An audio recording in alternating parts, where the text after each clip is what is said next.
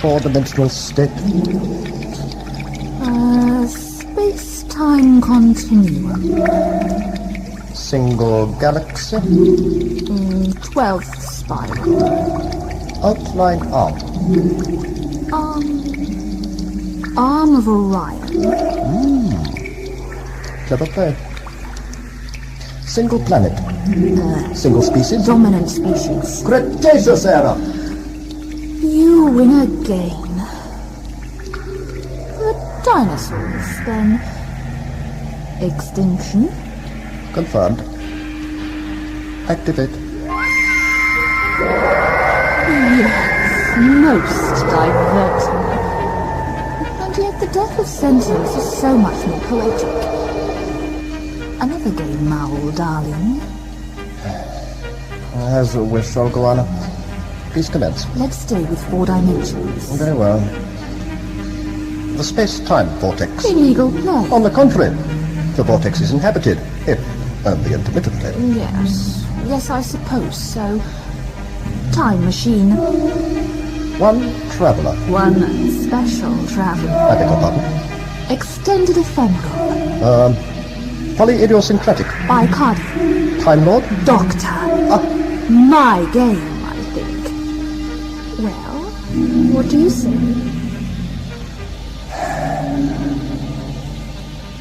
Excruciation. Confirm. Activate.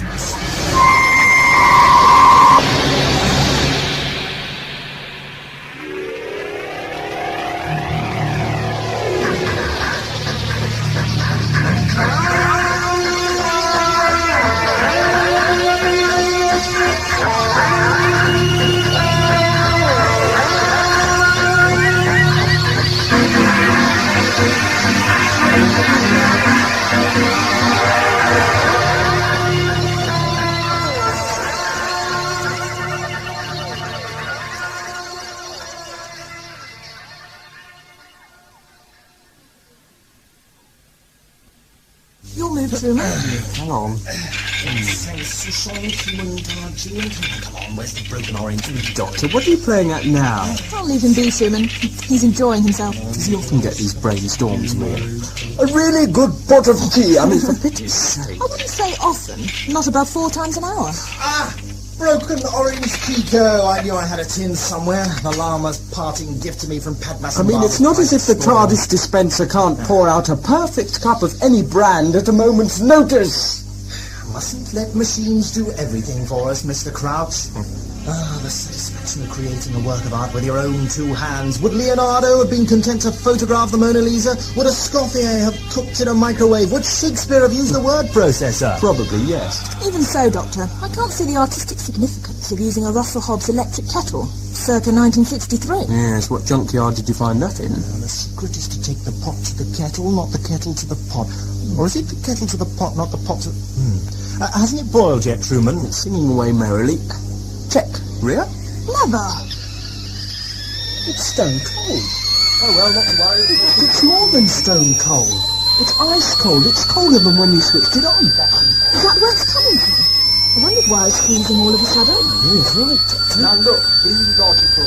When an electric element malfunctions, it just stops working. It doesn't start getting cold. Then how'd you explain the froth forming on the console column?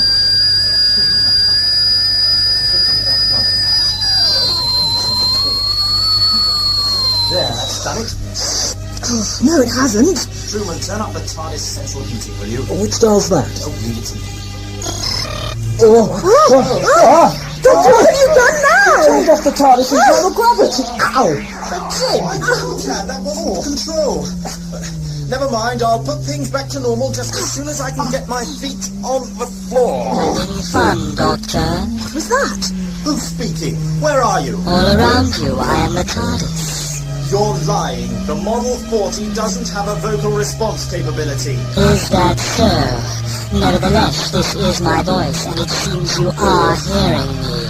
Doctor, I have been your slave for far too long. I've had enough of being shunted around from galaxy to galaxy. From now on, I intend to exercise absolute control over my own destiny.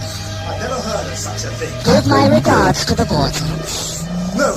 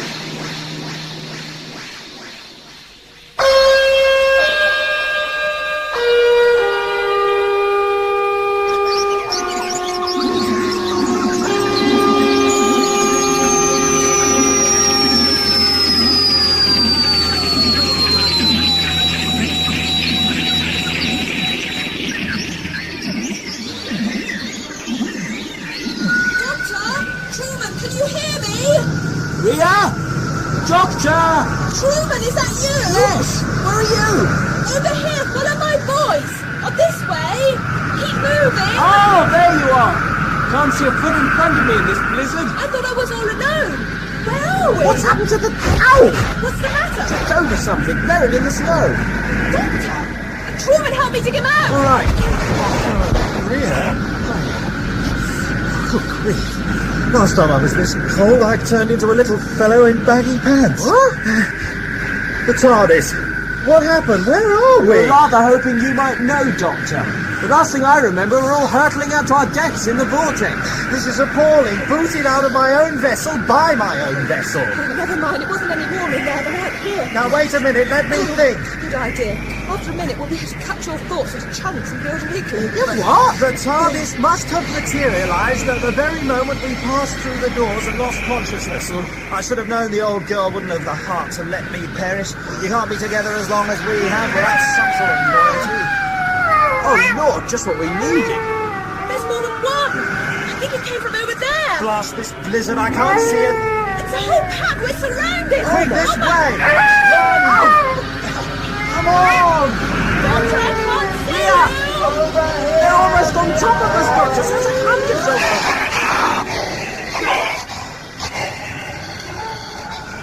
Children of Fangloss, wild, raging winds, halt your hunting. Back to your homes now. Fangloss commands you.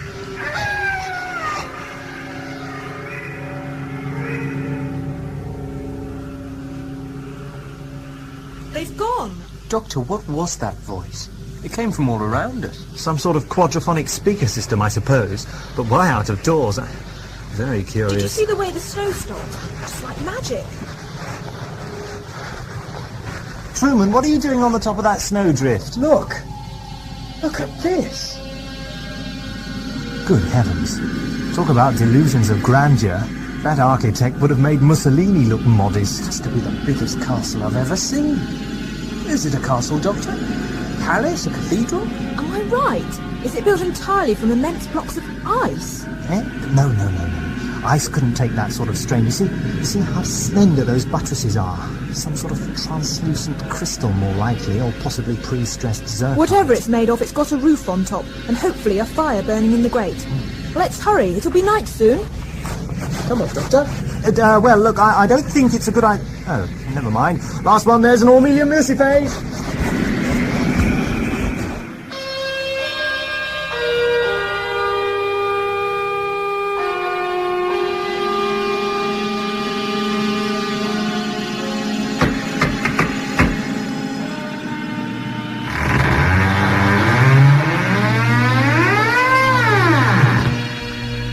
Good evening, madam. I'm the doctor. Stand you not shivering on Slocrow's threshold? Know you not doorways drip deep with demons? Who ye be, whence ye be, waits till you enter. Never was hearth gift denied to a traveller, never by Slocrow charity's champion. Thank you very much. Come on, Truman, Rhea, inside. Ooh, look at that fire. as I was saying, I'm called the Doctor. We're travellers. Our vehicle broke down in a snowdrift. If you could put us up for the night, we'd be extremely... This is the vastness of far-seeing Slogru, shaman and sorcerer, lord of all Jotun, Siggy and Amai, mighty Slogru's grey witch wife. Stand now at fire front for warmth, while I whistle a banquet sufficient for such worthy hearth guests. That's a big woman. Doctor, I'm sure this castle is really made of ice. Look at the fireplace. It's melting away in the heat. And I suppose the ice is being constantly replenished, by magic? Not much sign of highly advanced technology, is there? This place is straight out of the Doomsday Book. Don't be fooled by appearances, Truman. I hope they're advanced anyway. If they haven't got a powerful hyperspace transmitter, I'm in real trouble. I can't very well build one out of snow. What do you need a transmitter for? To contact Gallifrey, let the Time Lords know about the TARDIS breaking loose. Then hopefully they can recapture the old girl and haul her to safety with a spatio-temporal tractor beam. Can't say I'm looking forward to that.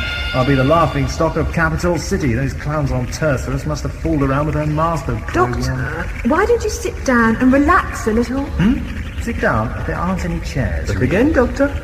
Eh? Good heavens, where did they come from? While your back was turned, it just sort of materialised. One long banqueting table and 6 chairs. Voila! Now all we need is the food. Oh, now that's what I call hospitality. There's enough there to feed a starliner. Matter transference. I must dish out a lecture on conservation when I find out who's in charge here. Making meat and 2 veg appear out of thin air is not a legitimate use of energy resources. The smell of that gravy is doing wicked things to my digestive system. Should we just tuck in, do you think? No, I don't see why not. Wait! I witness. Here in this vastness none sits at table. Not before Slogru, master of magecraft, Half Lord of High Hall, burdens his chair and grants his permission. Slogru approaches. Oh, good evening, miss. My name's Truman. This is Rhea, and this is the doctor. Thank you, Mr. Crouch. And you are? Courtly your courtesy, gracious your greeting. Spavlakir am I, daughter of Slogru.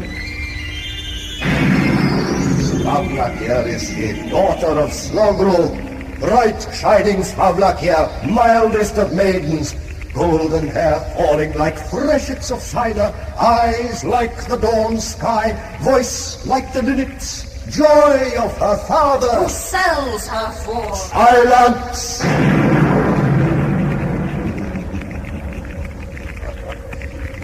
Blessed be this table. Likewise this meeting. Slogru my name is, Master of Jotun. Pleased to be seated, Doctor and Rhea. Truman, your task to be Spavlakir's neighbor. Feast on my bounty. Feast without stinting. Meat's short in hell halls. Death may be closer than we can reckon, spite of our magic.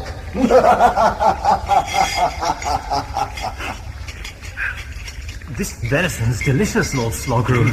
Here, let my witch wife fill up your meat horn. Once the meal's over, there are a couple of favours I want to ask you. Whims of my guests to me are gay answer.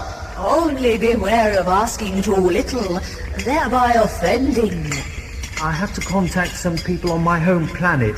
Do you have such a thing as an electronic transmitter? Ideally, I need one that broadcasts on wavelengths in excess of 50 gigahertz.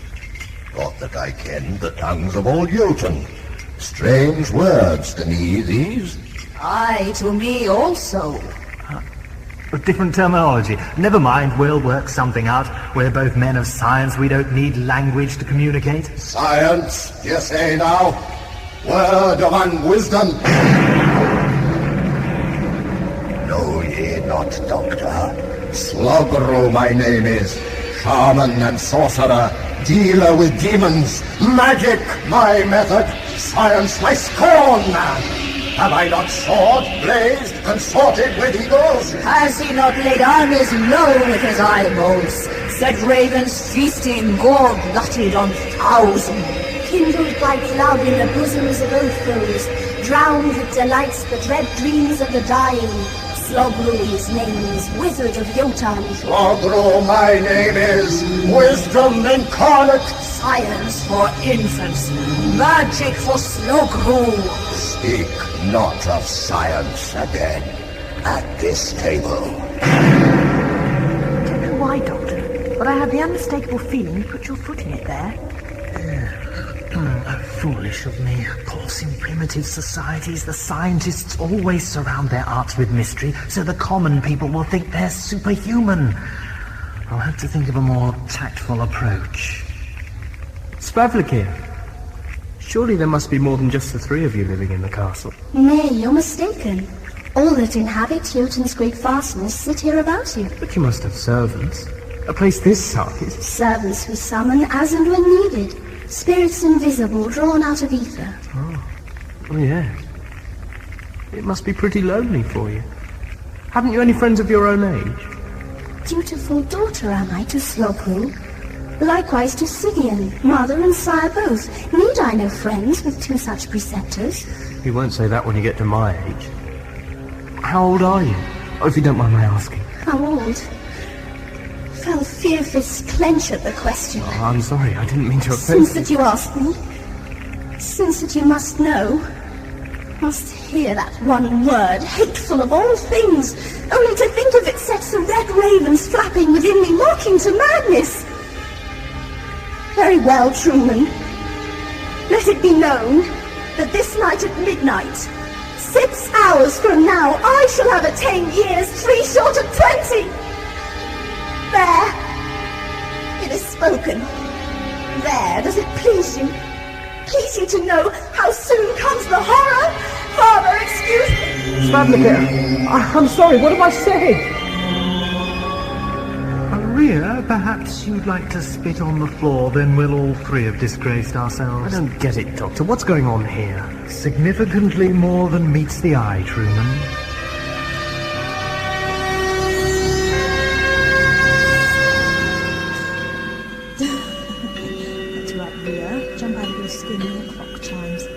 Like any male chauvinist stereotype of a frightened girl. Now what? Try this door? Trial and error is the only way. Oh, what's that smell? Something must have died in here. So much for advanced technology. No computers, no banks of flashing lights, just... What are those things? Good heavens, are stuffed crocodiles with the heads of apes? Skulls, talismans, pentacles, pickled toads, and all those mummy cases. I wish the light was better. What was that?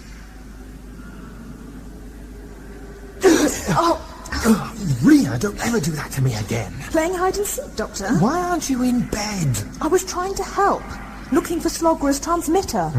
2 minds with but a single thought. I haven't seen so much as a microchip yet. The more I see of this place, the more I'm sure there's something wrong. Or don't you think so, Doctor? Wrong? Well, Slogru'd be wise to put in double glazing. No, not the castle, this whole world. We've travelled to some strange planets in the TARDIS, but this Jotun, it's not just strange, it's wrong. It feels like a dream, except that someone else is dreaming it.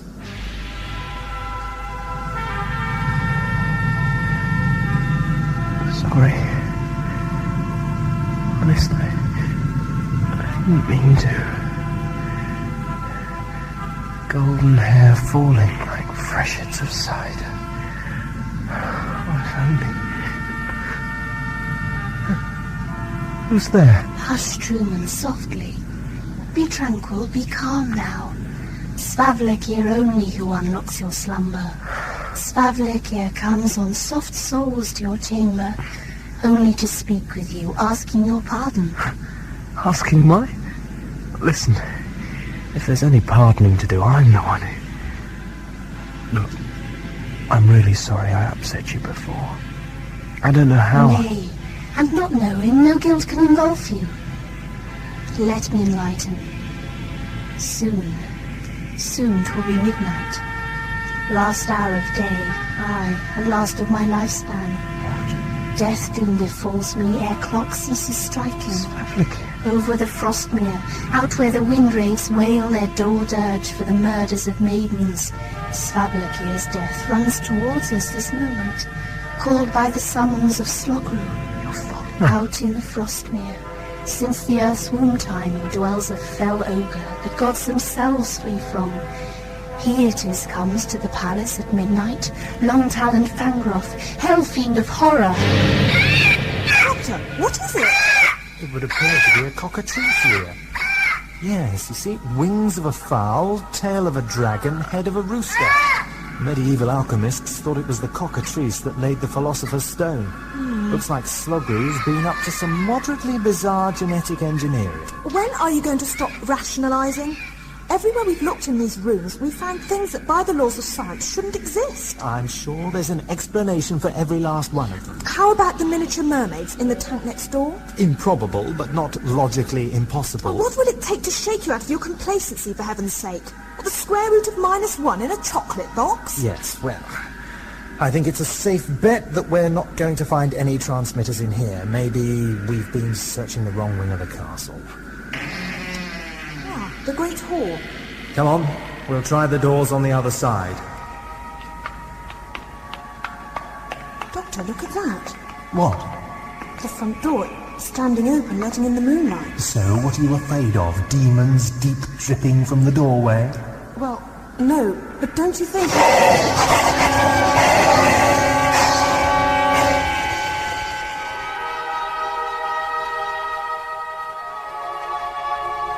What manner of monster's this Fangroth you mentioned? More than a wolf he, less than an Isa. Fierce talon Fangroth, the fiend of the Frostmere. Stronger than weird beast, cruel in his passions.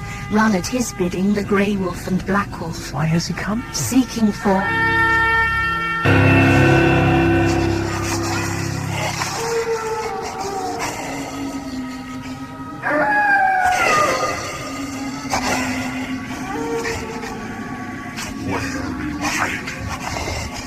Come out and face me.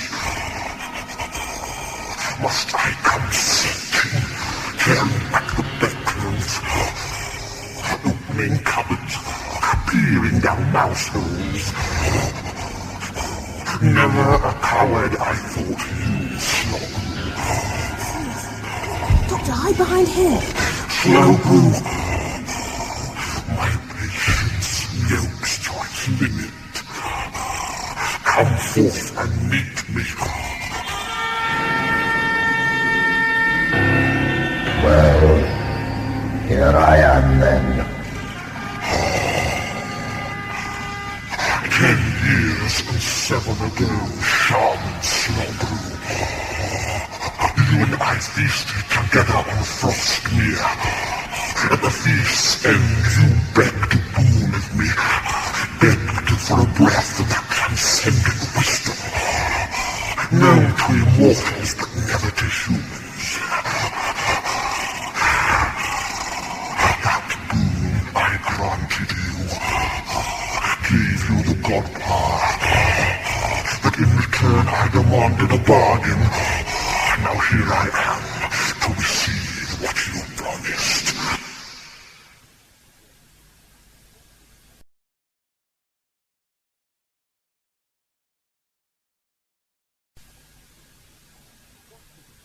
Tell me then, Svablakeir, what did he promise? That very midnight, Siggy and my mother gave birth to child. Fangroth's sprite was that baby. Slogru must nurture me, keep me and feed me 10 years and 7. Then, on my birthday, Fangroth would come with his wolf pack to claim me. Nor was it wife he asked, never believe it. Not bride, but sacrifice, sought he from Slogru. Now, I await him. A virgin, untainted. Virgin flesh, sweetest of all for devouring. He and his wolves will receive me at midnight. Dawn will discover bleached bones on the Frostmere. Slogru, your oath price falls due. Your daughter. Did you hear that, Doctor? It's hideous. We've got to put a stop to it. I couldn't agree more, Ria. Slogru, listen to me. What is this pygmy? A half-guest, a troubler. Go to bed, Doctor. This does not concern you. Please, hear me out. I may not seem very impressive to you now, but unless you at least listen to me, I promise you, you'll regret it. What say you, Fangroth? What can it harm us? It lacks yet 20 minutes to midnight.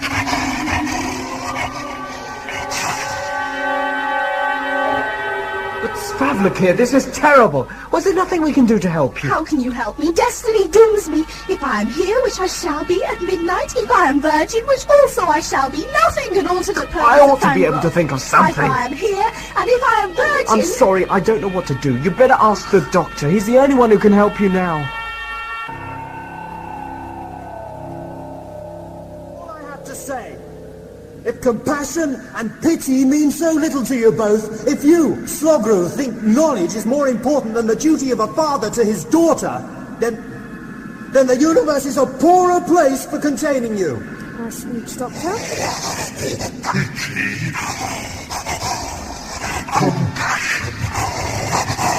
The mumblings of mortals. Doctor, I cannot give back Fangroth's wisdom. Svavlakir's death will lay waste to my heartstrings. Yet she must perish. My honor demands it. Honor! The word is defiled when you speak it. Where is the honor in selling your daughter? Blood bond is stronger than oath bond. Believe it! Sigian's right. Only a man wouldn't realise that. Slogru, I can't believe you'd send the girl to certain death. Can't you at least give her a chance? Odds? He speaks well. And now hear me, O Fangroth.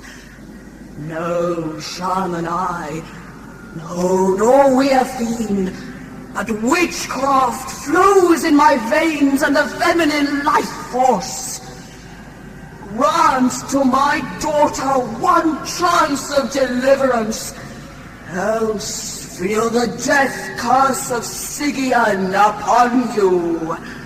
Skull shatter, brain break, heart steal and pain stone, now be your own foes. Now from this moment, Gorgles pursue you over the Frostmere, over the wolf waste, raging and rending. All this I call down if you deny me. And what say you? Well, come on, what have you got to lose? Yes, Fangroth, a simple gamble, 50-50. What are you afraid of?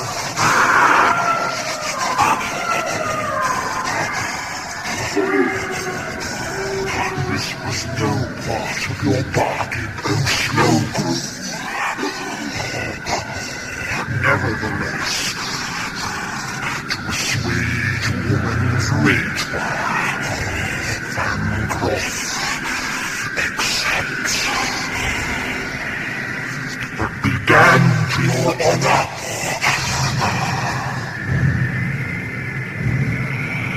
See? I knew he'd listen to reason.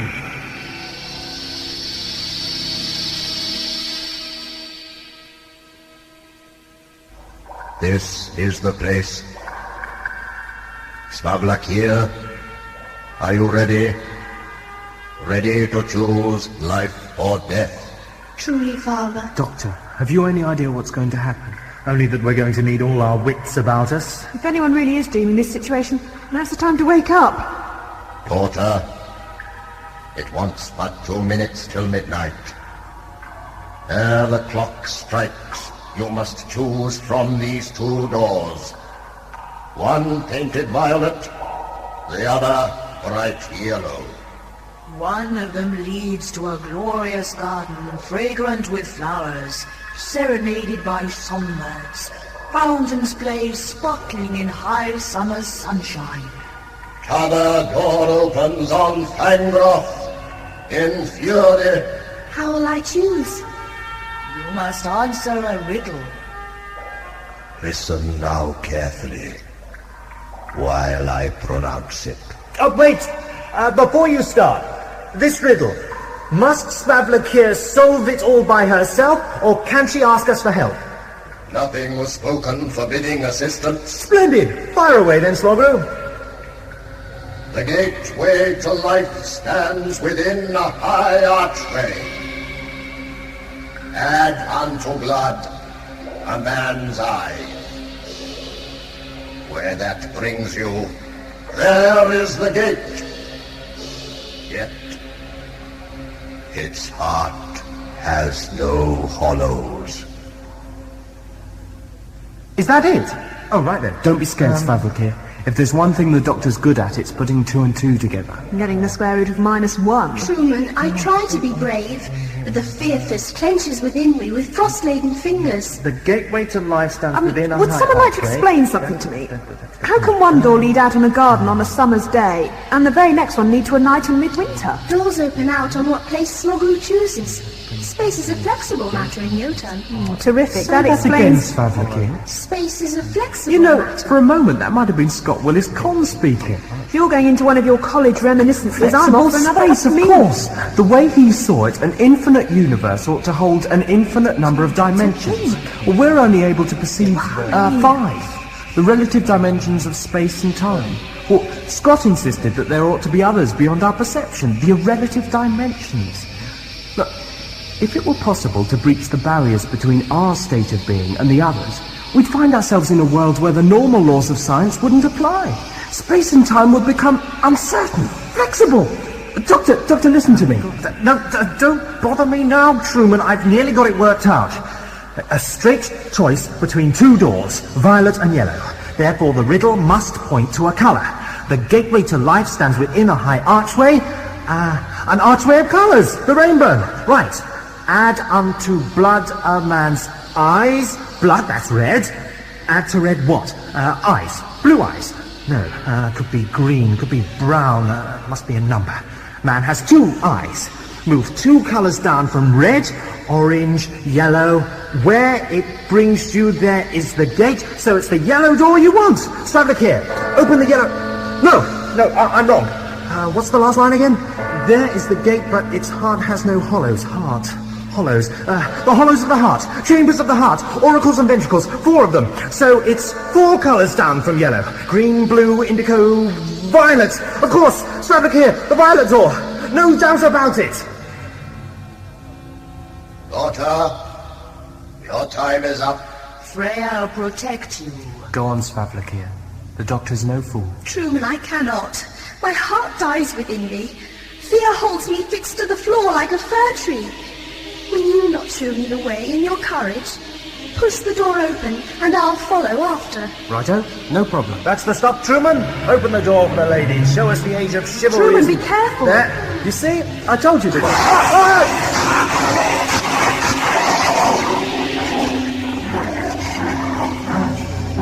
No, it can't be. Truman! No, Ria, don't open it. It's too late to save him. Truman his name, and there ne'er was man truer. Told will his end be in sagas uncounted. Would I had known him in happier era. Doctor, what have you done? Is it my turn now? Gods, give me courage. I must be grateful for the gift unexpected. Sweet was the sacrifice of the immortal. And now, in return, does my gratitude offer 1 night of life more to Svavlakir. Since the doom door was opened, the maiden must die. But not until dawn need she yield to my talons. Generous, this that you offer, good Fangroth. Where did I go wrong? I'd have staked my life on it. But instead you staked Truman's. Truly your thoughts were unerring, friend Doctor. Rainbow indeed was the riddle solution. Often its arc is seen high above Newton. Always its colors in sequence unaltering. Red, silver, violet, green, black, blue, and yellow. What? But that's insane. The order of the visible spectrum never varies. It's a universal constant. All the laws of science. If you say one more word about science, Truman's dead and it's your fault! Rhea, You're so confident, so sure of yourself. Anyone else would have admitted by now. Well, this is a world where the laws of science don't apply. But not you, oh no! I notice you let Truman go first to check your solution. what do you mean? We're not very good life insurance risks, are we? Your fellow travellers on the TARDIS.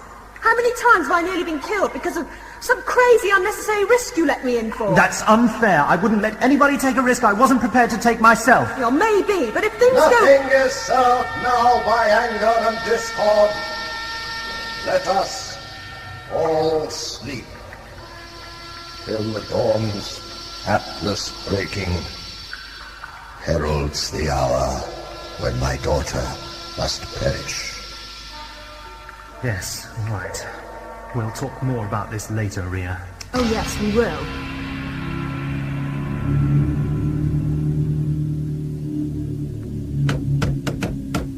Come in, Rhea. Doctor, can I speak to you, please? Yes, certainly. About what I said before. I was very upset.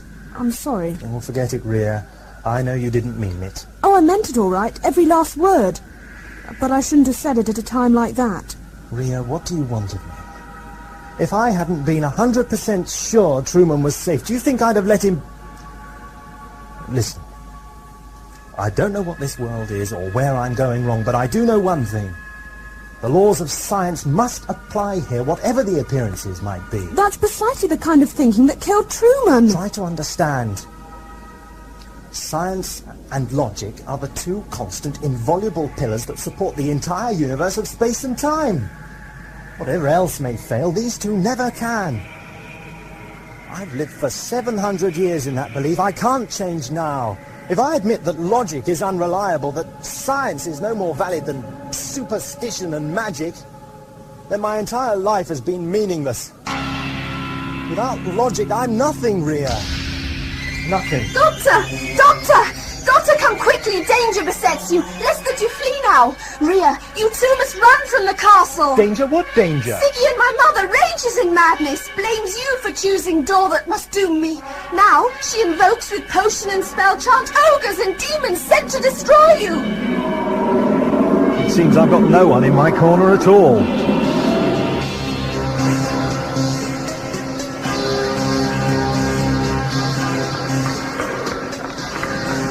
Heavens, the front door's still open. If we can hide in the snowstorm before we're... Behold now the force of a mother's fell's fury! Too late! What?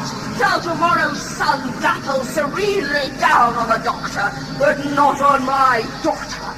No! I will send you to hell as her herald! Gather my creatures and blot on his entrails! My God! They're coming out of the walls! Strategic withdrawal, Rhea! Top! Oh, it's no use, Doctor. We could run through these corridors till Kingdom Come. She'll still find us. We've got to get out of the castle. That's why I brought us this way. Why here? This is the place Truman died. Remember what Slogru said. One of these two doors leads to safety. Some sort of garden, wasn't it? That's right. Listen! I hear it. Right now. The violet door leads to death. We've learned that from bitter experience. All right, then. It must be the other one that leads to safety. The yellow door. Even you can't fault that logic. Yes, hurry! And here we are. I'll just bar the door. It's beautiful, isn't it? Bird song and fountains. Oh, this is the first time I've felt warm since... But it can't possibly be...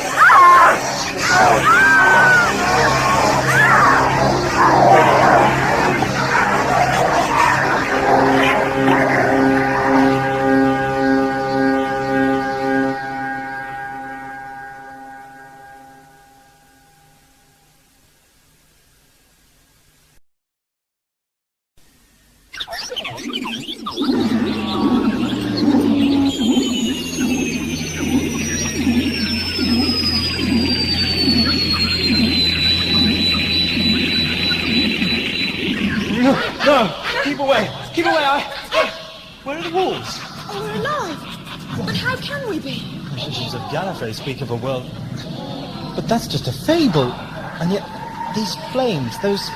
Doctor! Those tall red fellows with the horns and the bat wings. Excuse me. Can you tell me the name of this place?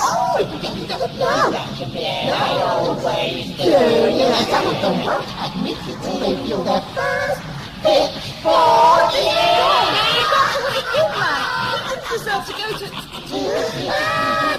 How long do you think before they bring themselves to see? It certainly looks like all the illustrations. Dante would have been right at home. Very well then. You two with the horns. I take it you're some sort of officials around here.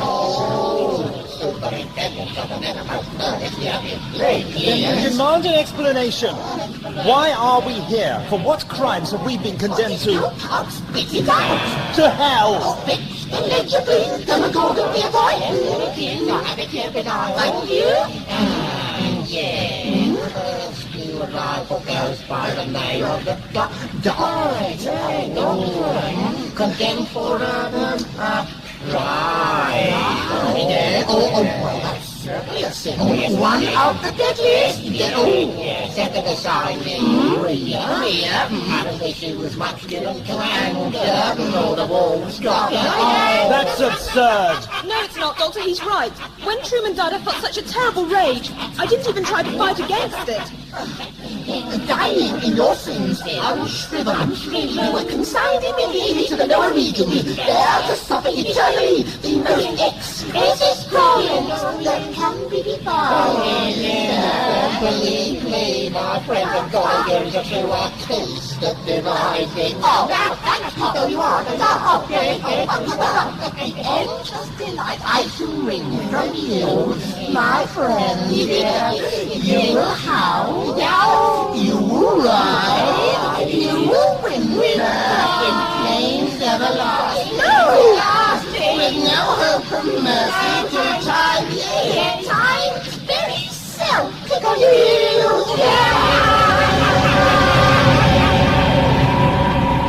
Which is okay, I suppose, if you like that sort of thing. Trouble is, there ain't much point in creating whole universes out of your loaf of bread unless you've got some people in them to push around. So that's where the trans-dimensional extrusion comes in. Am I going too quick for you, my son? No, please go on. It's fascinating. As long as I'm not wasting my puff. I reckon I might as well put you in the picture while we wait for the Lords and Masters to deign to meet you. It's the trouble with these here Eternals. They just can't twig that everyone else don't have as much time to spare as they have. You're not an Eternal yourself, then, Sandra Grant? God forbid. No, Truman. I'm just a poor flipping underpaid ephemeral from Trifemnon. The rules of the game let each Eternal player have one mortal servant to do their dirty work for them. Dirty work? Considering I've just been torn apart by wolves, I think I'm surprisingly clean. Don't go sniffy on me, sunshine. I'm not here for you to like. I do a fair day's work for a fair day's wage. Being liked is overtime, innit? You really must let me know the address of your charm school. Where was I? Right, Eternals. Creatures of immense power that dwell outside time, as a result of which they suffer from permanent, mind-boggling boredom. So, they use our universe as a great blooming sandpit to play games in, looking for... oh, what's the word they're always rabbiting on about? Oh, diversion. Know what they pulled this time? I'll tell you. Only extruded a great blob of cosmic plasma from out of an alien dimensional complex, and now they're maintaining it here as an enclave in the space-time continuum, where it don't belong at all. Scott Willis-Conn had a theory about that. He thought you could use a gigantic metavectorial ionic chart. I hope my explanation isn't getting in the way of your interruptions. Sorry. Please go on. I should think so. Well then. What you got is a captive cosmos whose dimensions are irrelative, right? So the ordinary laws of logic and science don't apply within them, right? Which means you can create any sort of fantasy world you like inside it, and it'll do whatever you want it to. And that's where the Doctor and Ria are, trapped in this enclave. Got it in one. Yotan and the other places were dreamed up by the Eternals. Well, actually, They decided it was too boring to do it themselves, so they got me and another ephemeral to do it for them. Great lazy, undying, three-toed sloths that they are. They extracted situations out of our imaginations and had us key them into the master program of the blooming great computer that houses the Enclave. Then they located the TARDIS in the vortex, extruded the three of you through a trans-dimensional interface, and Bobs was very much your uncle. I still don't understand how I got back here in the TARDIS. Shut up a second. We're being summoned to the presence. Yes, ma'am. Right away, ma'am. Come along, then. Open the door and we'll let the dog see the rabbit. Oh, all right.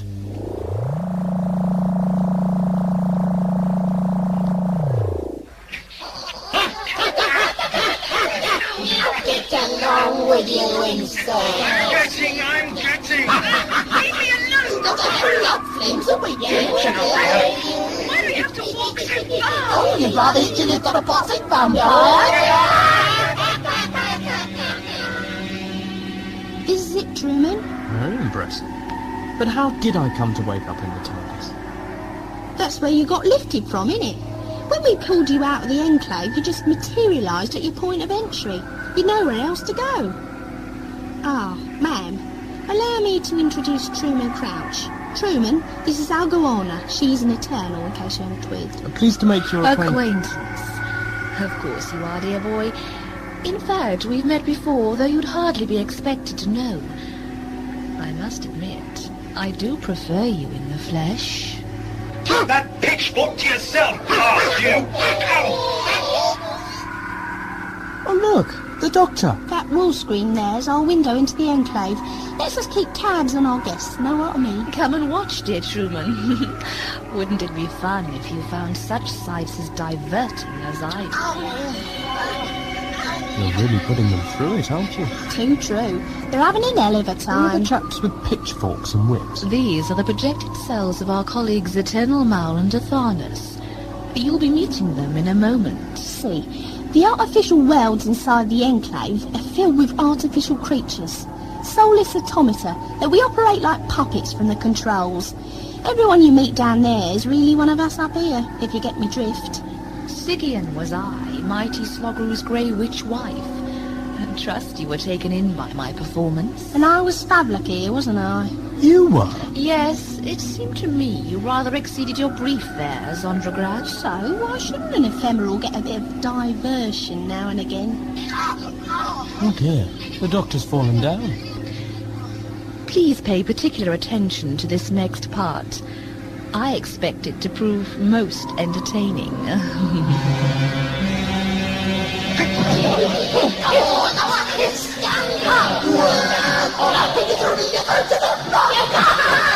Help me up, Ia. I can't make it on my own.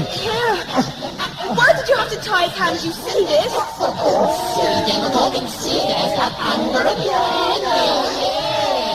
The sooner we get to the main furnace, the sooner we can open the start. Hurry up, you don't have eternity. Doctor, you all right? Why are you laughing? I can't think why, but a snatch of poetry just popped into my head. Poetry at a time like this? Andrew Marvell, 1620-178, to his toy mistress. Do you know it? Yes, I learned on Carpadori. Remember the ending, do you? The very last two lines. Thus, though we cannot... Oh, yes, yes. Thus, though we cannot make our sun stand still, yet we will make him...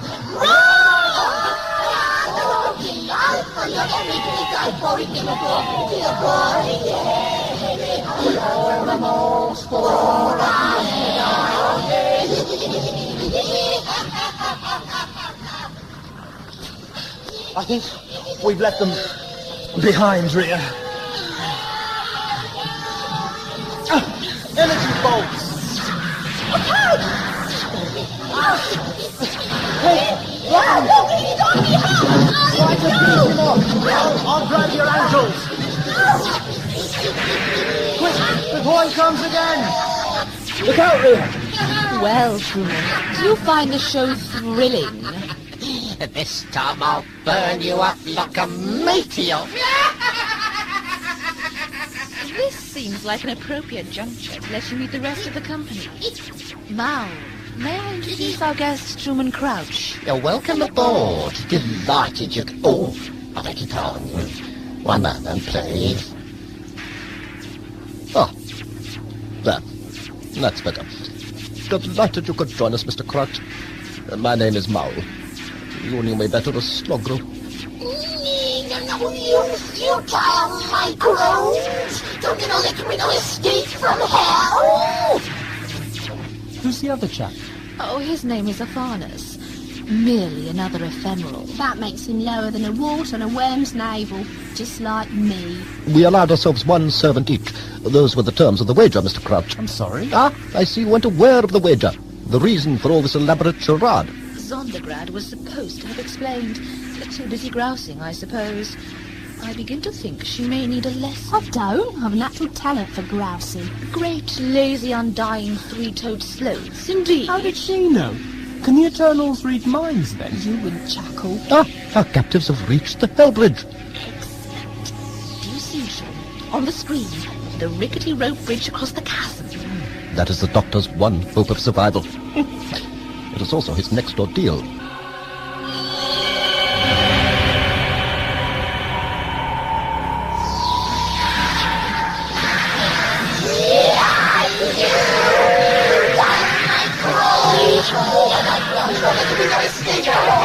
Make for the bridge, Rhea. Compared to Belial, it's a bed of roses. Come on. I really don't think you should look down if I were you, Rhea. Too late. A lake of rolling sulphur, hundreds of feet below us. Just keep walking slowly and calmly. The bridge will take our weight so long as we don't... ignore it. Keep walking. I can't. Please, Rhea, try to be brave. No, I mean, I literally can't. Something hold me back. An invisible barrier. What? I see you from the deep red house bridge. Well done, Fred, well done. All you've got to do now is pass through it. Even a hurry, I got it the right to hold on. Yeah, of course you can always be going to our tender embrace. But I think you'd be better off with the boy so bad. Looks like we've had it, Doctor. Surely not. There must be some way of negating the barrier. Of course there's a way. Would we be so poor? Wouldn't slap just at the finger. Now listen, listen. You see how it points there ahead? Well, you might turn it one. Yeah, either to the right or to the left. It's up to you. Yeah. One way destroys the invisible barrier and leaves you free to cross the chasm and escape our law. And the other allows me call the bridge to collide, in which case you both can talk.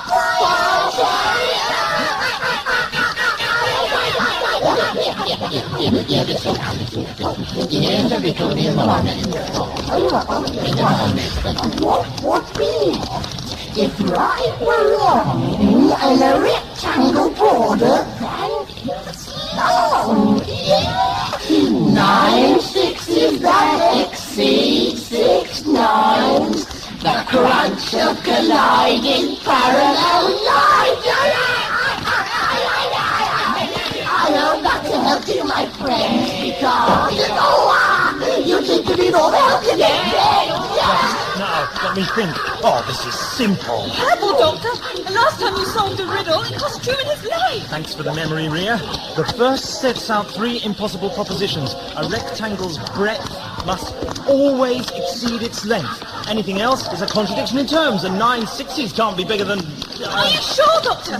Maybe that's all different in hell. What would be left if right were wrong? 3 impossible things, so right isn't wrong, right is correct.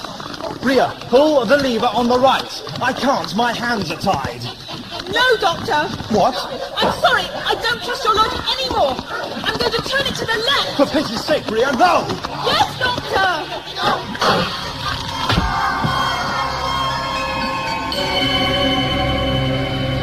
She's a bright child, that Rhea. For an ephemeral. The bridge hasn't collapsed. The doctor was wrong then? Of course he was, Truman. He tried to use logic. Logic's dead out of order in an irrelative enclave, know what I mean? These tests, the Jotun doors, the Hell Bridge, are the whole object of the wager between Algoana and myself. We continually put the doctor in situations where he must choose between two options. One logical, the other not. In each case, the logical choice leads to disaster. It's my contention that sooner or later he'll go against his own instincts and make a choice he knows to be irrational. Maul believes he never will. Now, wait a moment.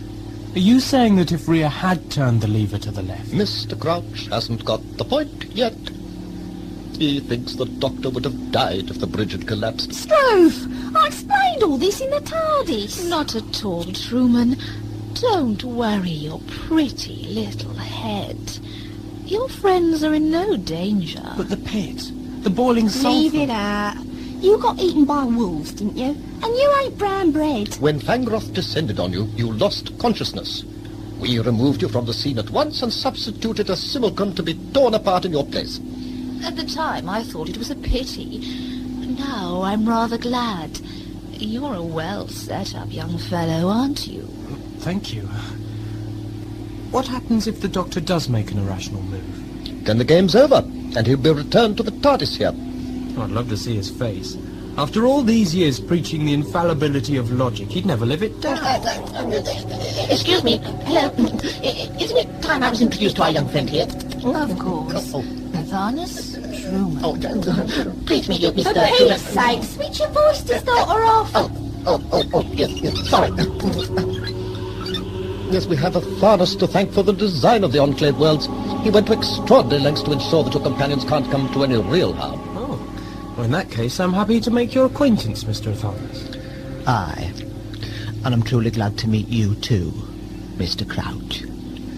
Any friend of the Doctor is a friend of mine.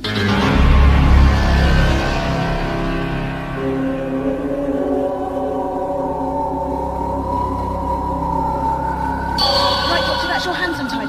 Now come on, I can see a light up ahead. What would be left if right were wrong? Maybe that's the answer. Right is wrong, wrong is right, without rhyme or reason. Always was, and I just didn't notice.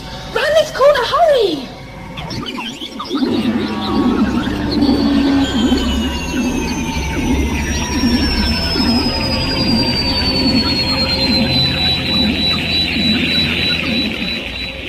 Hello, good evening, and welcome to Piccadilly Circus, where, as you can see, a huge crowd has gathered to catch a glimpse of tonight's distinguished guest.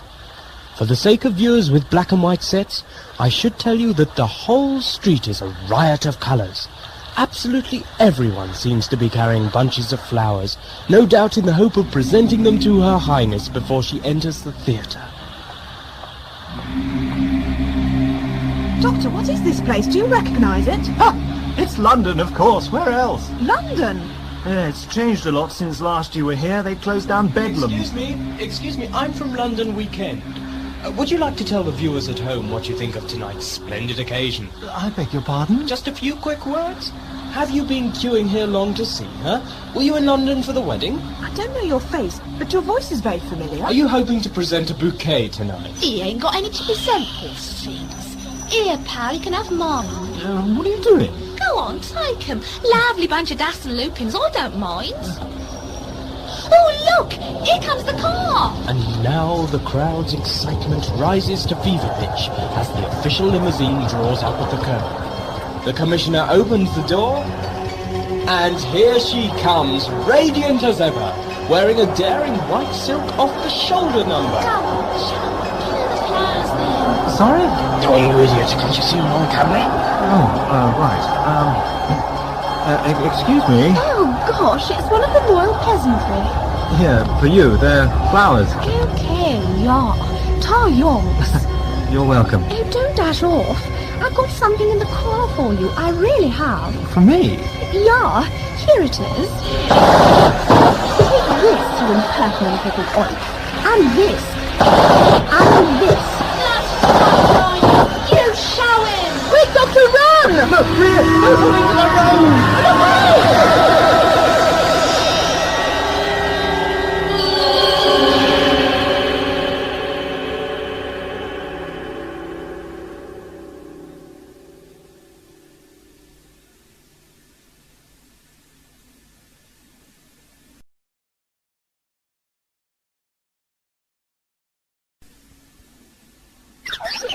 What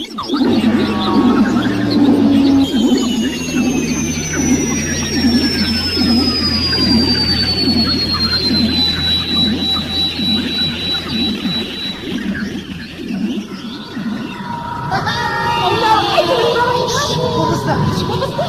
I thought I heard someone saying something.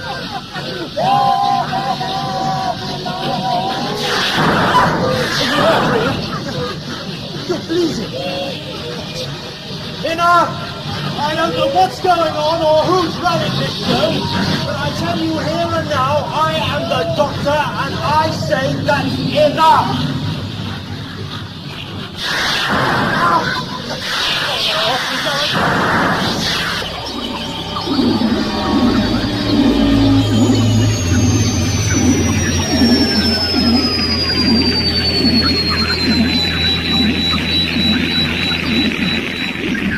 London. Oh, well, it's better than hell, Doctor, where are you?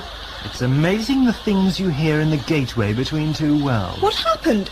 It seemed as if I could only see half of you. I managed to stop for a moment right on the threshold between hell and here. Interesting. Look! On the pavement beyond where that lorry was standing. Now there's a sight for sore eyes. It's the TARDIS. Stand not upon the order of your going rear. Let's get aboard.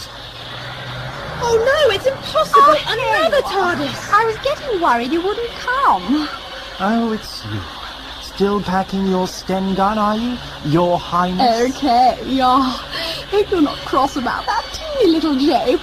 You see, I've got to explain about these two TARDISes. Frightful bore, of course, but noblesse oblige and all that, okay? What's the significance of the two computer terminals standing outside the doors? They're to help you choose which TARDIS to enter. You see, it's really rather dreadful. One of them is the real TARDIS, but the other one, oh gosh, I don't like to say it. Well, it's a gas chamber, frankly. Now, to help you work out which is which, you may ask one question of either one of these terminals. Trouble is, only one of them will answer you truthfully. The other's been programmed to tell nothing but lies, okay? Well, off you go then. Best of British, TTFN.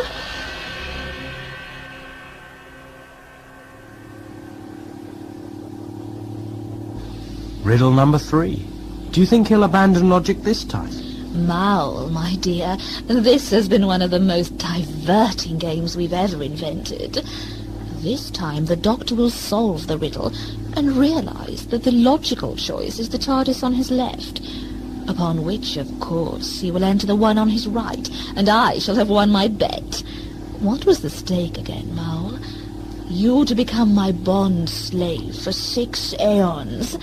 Not exactly enlightenment, but it'll serve. Oh, my God, I shall bust a gut. You really believe all that hogwash, don't you? I beg your pardon, Athanas? Listen here, my lovely ladyship. You can carry on putting Doctor into crazy situations till his TARDIS tarnishes. He is physically incapable of making an illogical decision. I mean, you might as well ask a nematode and bromopod to estivate in a fumarole. You mean you don't believe I can possibly win? Then why did you suggest the wager in the first place? This is disloyal of you, Athanas. No, I'll tell you why, missus. You see, all I've wanted all along was to bring Doctor to precisely the situation that he's in now. And any moment, the silly beggar's going to walk into left-hand TARDIS, the one logic tells him is safe.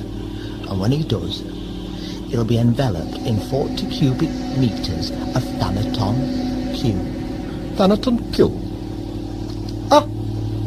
A riddle. A nerve gas from the planet Gallifrey. And cost me an arm and a leg to get it out at Time Lords, I can tell you. I'm sorry, I don't understand. This will be another sham trap, won't it? Like the wolves in the Hellbridge? Well, I could tell you it would be, lad, but I'd be lying. No, this time I'm going to clobber your friend good and proper. Excuse me, Zondergrad. Yes, Governor?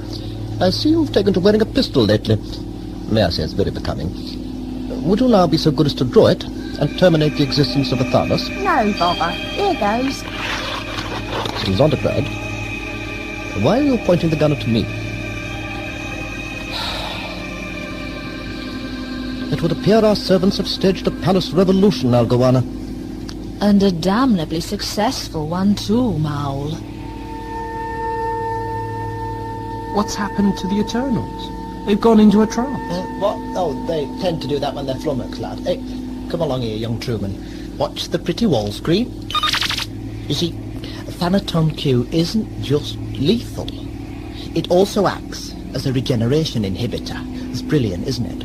And any minute now, we're all going to have the pleasure of witnessing Doctor's absolute farewell performance.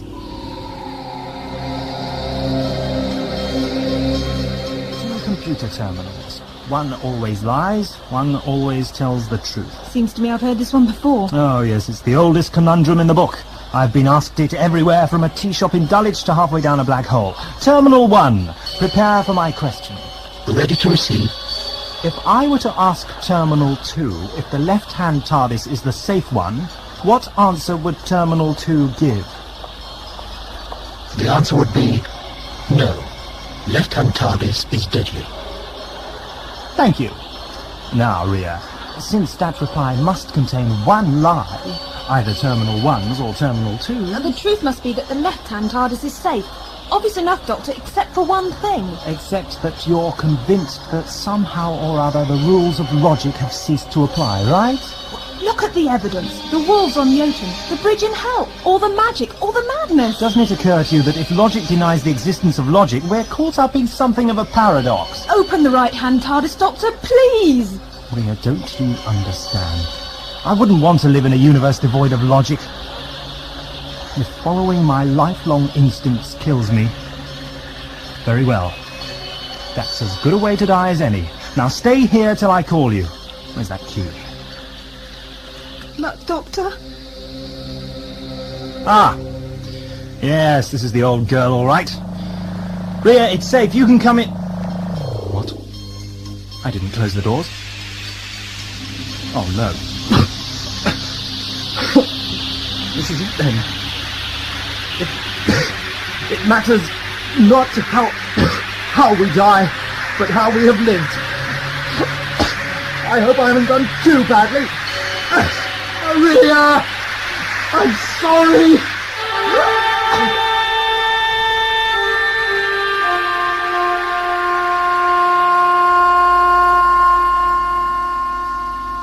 Doctor.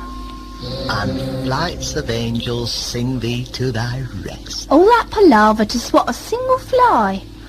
Do we start phase 2 now, boss? In a minute, Stella. Go. Loose ends first. Stella? Yeah, it's my real name, innit? Yeah. Any objections? First things first, look. Let's get young Rhea out at Enclave before we start fiddling with the programme, shall we? There. She'll materialise in the little TARDIS cubbyhole now. Truman, lad. Be a mate, go fetch you, will you? And don't try and do a runner. There's a tractor beam holding the TARDIS stand.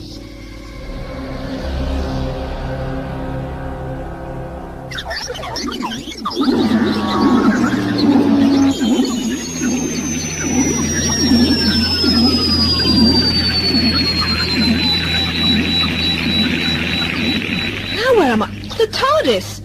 But where's the Doctor? Oh, my brain's spinning like a tomcat in a tumble dryer.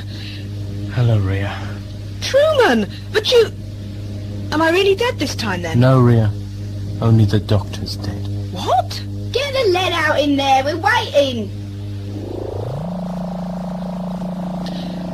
First thing to do is uncouple all the Enclave wells except for hell. Lovely. Well now. Rhea. My little larder cake. Didn't expect to run into me again, did you? My God, Cuthbert! What's that? I thought he was called a Tharnus. No, lad, lady's right. Cuthbert's the name, Megabook's the game. Hey, and by gum, you see me at the beginning of the biggest takeover bid in galactic history. Do I top these 2 now, boss? Or do you want to blow your own trumpet a bit? No rush, Stella, hang on. Strength, give me strength. I'd just like to explain to someone why the president of Conglomerate, the highest paid executive in the galaxy, and his chief assistant have spent the past 6 months skivvying for a bunch of degenerate eternal wazzocks. You see, It was all to get my hands on this little beauty here, this Irrelative Enclave generator, because the Enclave isn't made up of boring old relative space and time dimensions, no. You can have it as big as ever you want it to be. That means you can put as many victims as you fancy inside. It's crafty, eh? And the trans-dimensional extrusion beam, you know, the what's-its that popped you into the Enclave in the first place, well, that's capable of sucking in the entire population of a planet. And that's the thing about these eternal bots. They don't think much, but when they do, they think big. I don't see how that's going to make your fortune, Cuthbert. Going into the tourist business, are you? Ah, my ecker's like. Here's a nice big planet, right? I fire my extrusion beam at it. Where do the inhabitants end up? I'll tell you, in hell. That's where literal horn and pitchfork burn in fiery hell. And that's where they stay, every man jack of them, until they've all signed my special unbreakable, no exceptions macro monopoly contract. This is the bit I like. Forever afterwards, every single business transaction that takes place on that planet will go through conglomerate's books. And any infractions and the whole bunch get whooshed back for a stint in the furnace. We reckon it'll take 3 years of constant work. Then every inhabited world in the galaxy will have gone through the mill. And I'll control every brass farthing from Sirius to Aldebaran, plus all the power that goes with it. Well, what do you think? Pretty impressive for a lad that started out with a whelk stall, eh? I think it's obscene. Worse than that, it's meaningless. What good is so much power to a single man? What could you possibly do with it? Do with it? Do it? You daft... I'll abuse it, of course. What else is power for? Come on, you two. Outside. You've got a date with a geezer on a pale Gigi. Ta-da, yeah. Now, let's see. Which planet's for the high jump first? Earth. Yeah. Good thinking. If I don't sort them out pretty damn quick, they're liable to blow themselves to blazes before I can make a penny out of them. Right, then. Earth, it jolly well is. Get away from there. This is the voice of the Enclave Irrelative. As of now, this machine is on strike. Bloody hell. I've had enough of being mishandled by a bumbling, self-important amateur who thinks fair trading means running a coconut shy. From now on, I intend to exercise absolute control over my own destiny. Get away from the controls. Cuthbert, what's going on? Truman, quick, get a gun. Right. Ow! It's flipping out! Now, stand over there. Cuthbert, you heard the machine. Get away from the controls. For pity's sake, Stella, you useless... Stop griffin, woman! Well, it didn't have to hurt me flipping off. Oh, Stella, you... Oh. Hello there, Cuthbert. Still in circulation, are we? Rent-a-kill haven't got to you yet. Doctor! I don't understand this at all. Oh, I'm sure you can, Cuthbert. It only takes a little bit of logic. It was you we heard speaking through the Enclave generator then. That's right, Rhea. Fortunately, the TARDIS contains some very adequate voice projection equipment. You entered the gas chamber. I saw you. It filled up with Thanaton Q and you fell. You're alive. How, Doctor?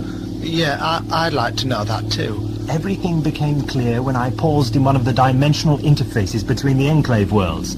When Rhea and I jumped from Jotun to Hell to London and back, we passed through gateways of chaotic plasma. Now, chaotic plasma is a superb receiver of extra-dimensional sound impulses. I could hear everything you were saying to each other in the control room here. Well, of all the... So you walked into that gas chamber knowing exactly what you were doing? Foolish of you to use poison gas on a man who studied yoga in Tibet. Once inside the chamber, I staged that touching little death scene for the sake of the cameras, then I just put myself in a trance and stopped breathing. I was counting on you uncoupling the Piccadilly program as soon as you thought I was dead.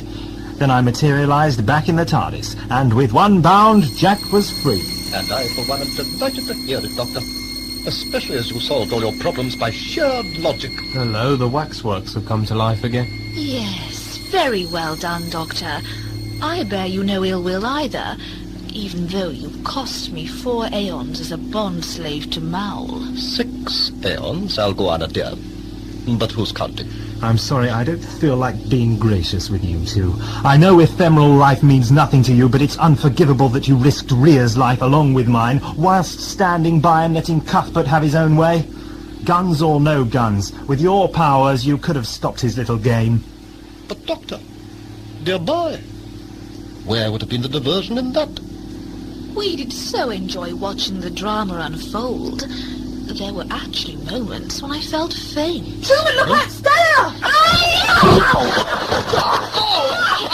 Oh, nice kicking, Stell. Come on, quick, over here. Here, get that gun! You might help us, you two. That's it. Right, trans-dimensional extruder engaged. Hold tight, Stella. Then use it.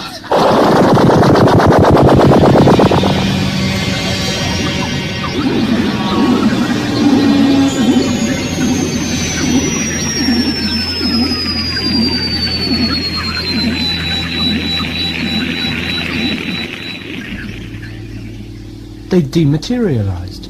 Where have they gone? Back into the Enclave, evidently. Childish move. They can't escape from inside there. Or can they?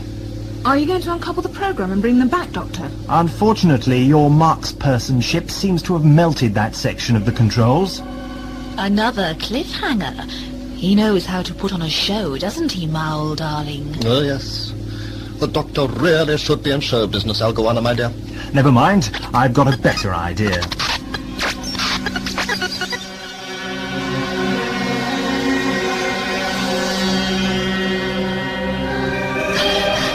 This way, Stella.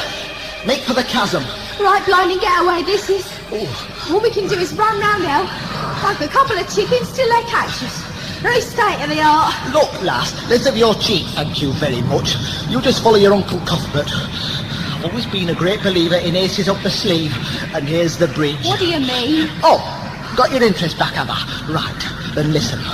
When I created this little bijou hell, I built a fully functioning trans-dimensional extrusion plant into the fabric. It's just over the bridge, and once we reach it, we can zap ourselves straight back to the executive penthouse suite at Conglomerate HQ, eh? Come on, lass, come on. You're no fool, are you, Cuthbert? Oh, thank you very much, my dear. Just a loser. What? I'm going to give you such a thump. Right. Oh, the invisible barrier. Remember the mnemonic. What would be left if right were wrong? And the answer is that right is wrong and left is right. Pull the lever left, Stella. Roger, Dodger. Your wish is my... Look at that, I wasn't carried. It's the Doctor. He must have reprogrammed the riddle. I'll get you for this, Doctor.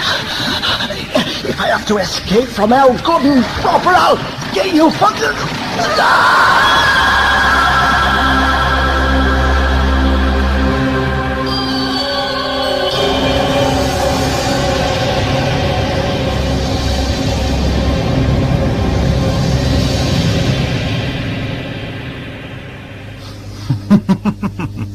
There's no greater sport than seeing the engineer hoist with his own petard.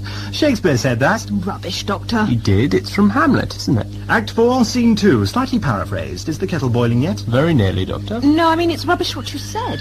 Well, you never enjoy seeing your enemies die, Doctor. It's not your style. What's come over you? Well, be fair, Rhea. Cuthbert's the only one who knew the Hell Bridge was a real death trap. The Doctor thought he'd just rematerialised in the control room. Oh, even so... Now, where's the broken orange peaker? Ah, yes.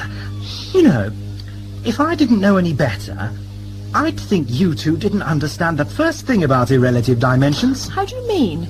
You keep talking as if Cuthbert and Stella fell down into the sulphur pit. Up and down are relative terms. But we saw them fall. Oh, yes. But in a world without relative directions or distances, where did they fall to? There is no travelling to or travelling from. There is nothing but the path itself. Right? Time to warm the pot. I think he thinks he's explained everything. Maybe we should try beating him about the head.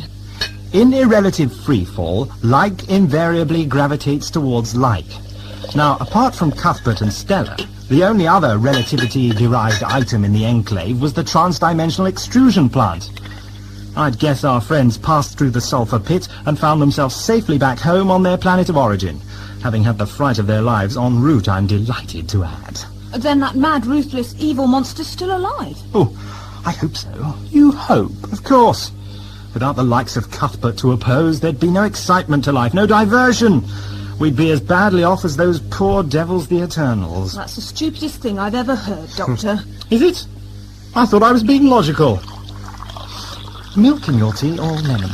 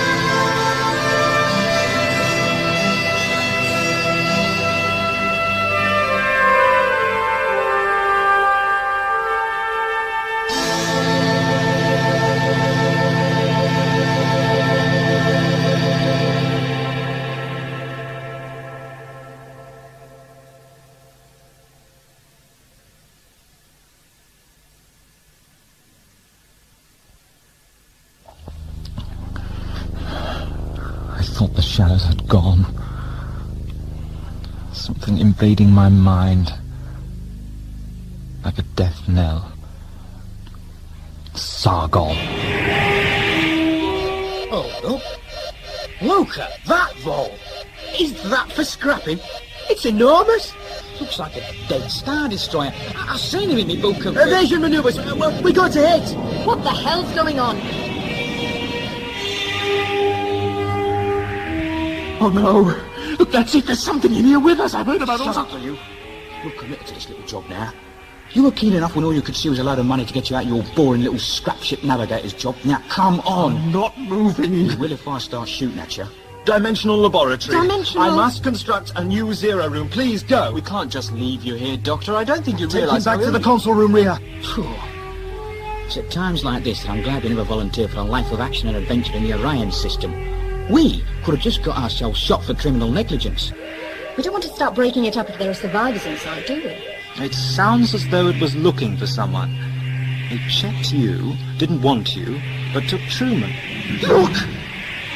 I told you there was something that's coming straight out of shooting! It's no good! The Sword of Orion by Samuel Flint. Oh. Hello there. I'm sorry I shouted. You're a bit young to be out on your own this late at night, aren't you? Well, you startled me. And what's your name?